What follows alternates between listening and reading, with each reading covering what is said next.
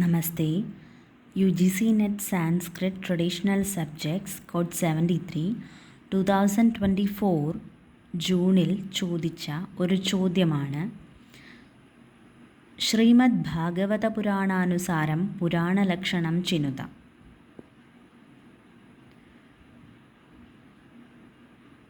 Options: കൃതിഃ, ഹേതുഃ, രക്ഷാ, സംസ്ഥാ, വിഗ്രഹഃ. അധോലിഖിത വികൽപ്പേഷു സമീചീനം ഉത്തരം ചിനുത. അതായത് 5 ഓപ്ഷനുകൾ തന്നിട്ടുണ്ട്. അതിൽ നിന്ന് ഏതെല്ലാമാണ് ഭാഗവതത്തിൽ പറയുന്ന പുരാണ ലക്ഷണമായിട്ട് വരുന്നത് എന്നതാണ് ചോദ്യം. അപ്പോൾ 2022 ജൂലൈ ഫസ്റ്റ് ഷിഫ്റ്റിൽ ചോദിച്ച ഒരു ചോദ്യമായിരുന്നു പുരാണസ്യ ദശലക്ഷണേഷു നൈതദ് വർത്തതേ എന്നത്. പുരാണത്തിൻ്റെ ലക്ഷണങ്ങളിൽ പെടാത്തതേത് എന്ന് ചോദിച്ചിട്ട്. അപ്പോൾ ആ ഒരു ചോദ്യവും ഈ ഒരു ചോദ്യവും തമ്മിലുള്ള ബന്ധം എന്താണെന്ന് ചോദിച്ചാൽ അതും ഭാഗവതത്തിൽ നിന്നുമായിരുന്നു. ഈ ഒരു ചോദ്യവും ഭാഗവതത്തിൽ നിന്നുമാണ്.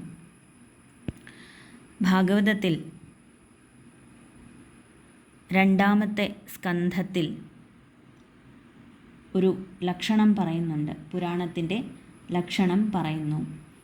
അത്ര സർഗോ വിസർഗശ്ച സ്ഥാനം പോഷണമൂതയ മന്വന്തരേശാനുകഥാ നിരോധോ മുക്തിരാശ്രയ എന്ന്. അപ്പോൾ ആ ഒരു ശ്ലോകത്തെ ആധാരമാക്കിയായിരുന്നു 2022 ചോദിച്ച ചോദ്യം. ഇവിടെ ചോദിക്കുന്നത് ഭാഗവതത്തിൽ തന്നെ പറയുന്ന മറ്റൊരു ശ്ലോകമുണ്ട്. പുരാണത്തിൻ്റെ ലക്ഷണങ്ങളെ പറ്റിയാണ് ഈ ശ്ലോകത്തിലും പറയുന്നത്. പുരാണത്തിന് 5 ലക്ഷണങ്ങൾ പറയുന്ന ലക്ഷണമുണ്ട്, അതുപോലെ 10 ലക്ഷണങ്ങൾ പറയുന്ന ലക്ഷണമുണ്ട്. അതിലൊന്നാണ് ഇത്. സർഗശ്ചാധ വിസർഗശ്ച വൃത്തി രക്ഷാന്തരാണി ച വംശോ വംശാനുചരിതം സംസ്ഥാ ഹേതുരപാശ്രയഃ എന്ന്. സർഗശ്ചാധ വിസർഗശ്ച വൃത്തി രക്ഷാന്തരാണി ച വംശോ വംശാനുചരിതം സംസ്ഥാ ഹേതുരപാശ്രയഃ. ഈ ഒരു ശ്ലോകത്തിൽ നിന്ന് മനസ്സിലാകുന്നത് പുരാണത്തിൻ്റെ 10 ലക്ഷണങ്ങളാണ് ഈ ഒരു ശ്ലോകത്തിൽ പറയുന്നത്. ഏതൊക്കെയാണ് ആ 10 എണ്ണം എന്ന് ചോദിച്ചാൽ സർഗഃ, വിസർഗഃ, വൃത്തിഃ, രക്ഷാ, അന്തരാണി, വംശഃ, വംശാനുചരിതം, സംസ്ഥാ, ഹേതുഃ, അപാശ്രയഃ. അപ്പോൾ ഇതാണ് ഭാഗവതത്തിൽ പറയുന്ന ഈ ശ്ലോകത്തിൽ നിന്ന് പുരാണത്തിൻ്റെ 10 ലക്ഷണങ്ങളായിട്ട് നമുക്ക് മനസ്സിലാകുന്നത്. അപ്പോൾ ഇവിടെ എന്താണ് ചോദ്യം? ഭാഗവത പുരാണാനുസാരം പുരാണ ലക്ഷണത്തിൽ പറയുന്നത് ഏതെല്ലാം ലക്ഷണങ്ങളാണ് എന്നതാണ്.